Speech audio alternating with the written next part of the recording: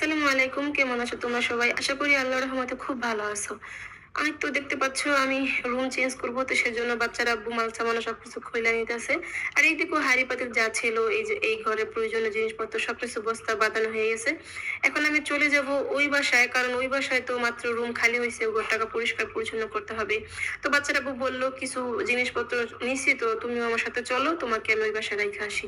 তো এই তো চলে যাব, সমস্ত মায়া ত্যাগ করে দেখো ঘরে তালা মেরে দিলাম। আরে শেষবারের মতো একটু দেখে নিলাম, তোমাদেরকেও দেখাচ্ছি। ভীষণ খারাপ লাগতেছে এই মুহূর্তটাতে। যাই হোক, আল্লাহ পাকের নাম নিয়ে এই তো চলে যাচ্ছি এলাকা ছেড়ে। খুব মায়া লাগতেছে যাওয়ার জন্য, তারপরে কিছু করার নাই, ইচ্ছা থাকলে উপায় নেই, যাইতে হইব। অবশেষে চলে আসছি এই বাসাতে। দেখো বেশি একটা দূর না, রাস্তার ওই পার আর এই পার, এই তো হচ্ছে সেই বাসা। দেখো, তো এই তো এই রুমটা আমার মেয়ে খুলতেছে। অবশেষে আল্লাহর নাম নিয়ে রুমের ভিতরে ঢুকে পড়লাম। কিন্তু ঢুকে থেকে ও মা, এ কি! এ তো দেখো বৃষ্টির পানিতে পুরো ঘর ভাইসা গেছে। আর এই তো দেখো আমার রুমটা তোমাদেরকে দেখিয়ে দিচ্ছি। এই যে এটা হচ্ছে রুম, আর এটা হচ্ছে রান্নাঘর, আর ওই পাশে হচ্ছে টয়লেট।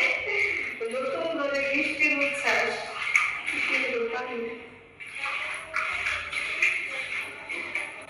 বাড়ি লাগতেছে।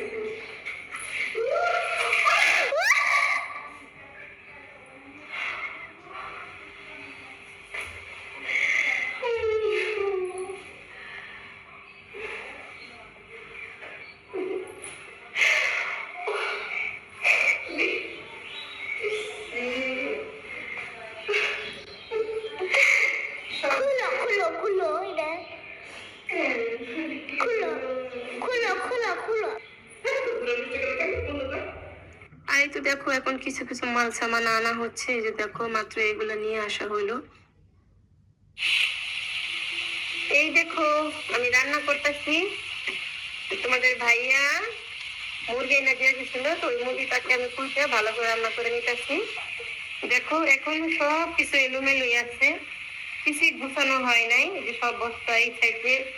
আর এই যে দেখো ঘরের অবস্থা। মাত্র মাল সামানা কিছুটা আনা হয়েছে, আর বেশ কিছুটাই আনা হয়নি। এখন সময় বাজে 1:30, বুঝোই তো, মেয়ে খাবারের জন্য কান্নাকাটি করতেছে। তো এটা আমি এই পাশে ভাতটা বসাই দিচ্ছি, আর এইটা এখন মাংসটা রান্না করে নেব। তো এখন মাংসটাকে ভাইজা নিয়ে, যেহেতু ব্রয়লার মুরগি বুঝোই একটু তেল তেলে মুখ মাইরা আসে, তো সেই জন্য আমি একটু এমনিও দেরি হয়েছে, এমনিও দেরি হয়েছে। তো ভাইজা নিতেছি, ভাইজা তারপরে এটাকে আলু দিয়ে তারপর রান্না করবো। খুব অস্থির লাগতেছে। আর বেশিরভাগ কাম তো রয়েছে, মনে করো মাছ সামান আনবো, পরে এগুলাকে সব যা জিনিস সব গুছাই তুলবো। কয়টা যে বাঁচবো আজকে আল্লাহ জানে। তারপরেও আলহামদুলিল্লাহ আল্লাহ ভালোভাবে নিয়ে আসবে। আর কষ্ট প্রথমে লাগছিল, এখন আর লাগতেছে না।